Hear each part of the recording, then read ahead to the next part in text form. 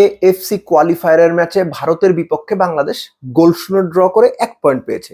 তাতে আপনি খুশি, নাকি ম্যাচের প্রথম 30 মিনিটের মধ্যে গোটা 3 গোল করে বাংলাদেশ যে ম্যাচ কবজায় নিয়ে নিতে পারলো না সেই আক্ষেপ বা কষ্টটা বেশি?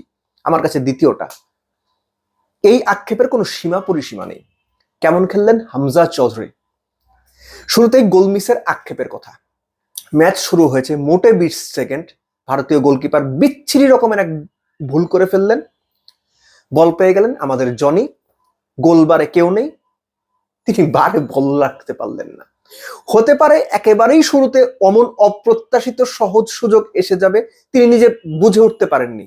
এখানেই হচ্ছে চ্যালেঞ্জটা, আপনি কত দ্রুত রিয়াক্ট করেন। তিনি রিয়াক্ট করতে পারেননি, বাইরে মেরেছেন।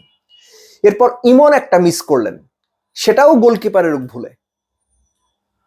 তার কাছে ফাঁকায় বল পেয়ে গেলেন, গোলবারে কেউ নাই, জোরে পুশ করলেন না আস্তে পুশ করলেন, আপনারা রিপ্লেটা দেখলেই বুঝতে পারবেন, গোল লাইন ক্লিয়ারেন্স করা হলো।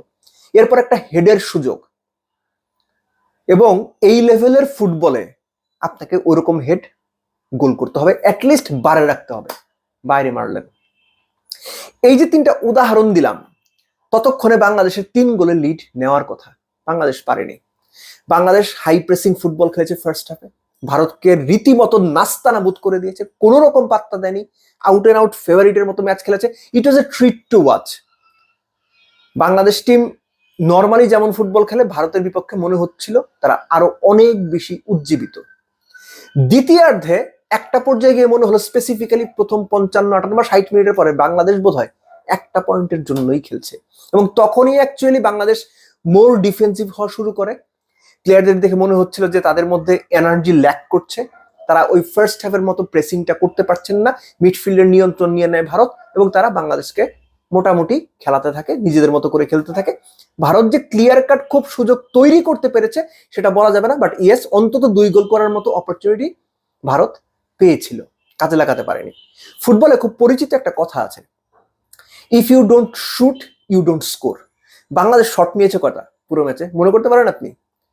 একদম শেষের দিকে 88-89 মিনিটে ফাহিম যে শটটা নিয়েছেন, ভারতের পুরো ম্যাচে গোলকিপার বেশ কিছু ভয়ানক ভুল করেছেন যেগুলোর ফায়দা বাংলাদেশ নিতে পারেনি, কিন্তু ফাহিমের ওই লং রেঞ্জ থেকে নেওয়া দারুণ এক দূরপাল্লার শট, দারুণ দক্ষতা ঠিকিয়েছেন। এবং তখনই আমার এই কথাটা মনে হচ্ছিল যে if you don't shoot you don't score.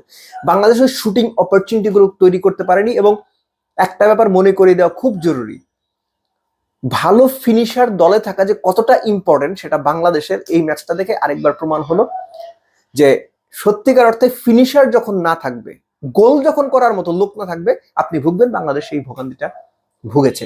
But তারপরও ভারতের মাঠ থেকে 1 পয়েন্ট নিয়ে ফেরাটা মন্দের ভালো।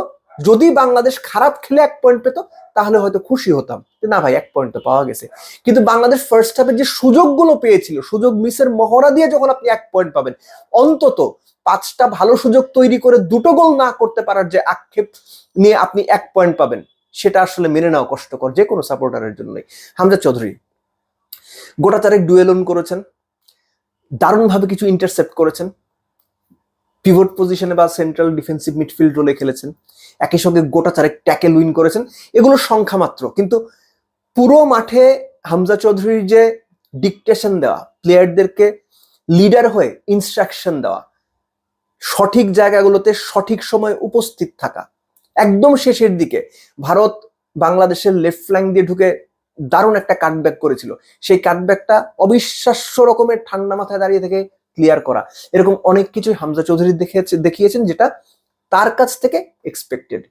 একটা জিনিস বরাবরই মনে হচ্ছিল যে হামজা চৌধুরীকে যদি আরো একটু ওপরে খেলানো হতো, আরো একটু ক্রিয়েটিভ রোলে, অপরচুনিটি তৈরি করার রোলে, বা আরো একটু অ্যাটাকিং রোলে, তাহলে হয়তো তার কাছ থেকে আমরা আরো বেটার কিছু পেতে পারতাম, বাংলাদেশ গোল করার আরো বেটার অপরচুনিটি পেত। কিন্তু হামজা চৌধুরীকে সম্ভবত কোচ আরো একটু ওপরে নিয়ে যাওয়ার রিস্কটা নিতে চাননি, কেননা বাংলাদেশের ব্যাকলাইনটা সেই ক্ষেত্রে হয়তোবা দুর্বল হয়ে যেত, কিংবা মিডফিল্ডের ওই ডিফেন্সিভ মিডফিল্ড রোলটাতে অন্য কেউ হয়তো সেইভাবে ভারতকে ঠেকাতে পারত না, কিংবা ওই কুইক ডিসিশন মেকিং ব্যাপারগুলো, যে ডুয়েলন করা বা ট্যাকেল করা, এগুলো নিশ্চিত করতে পারেন না। কোচ ওই রিস্কটা নিতে চাননি।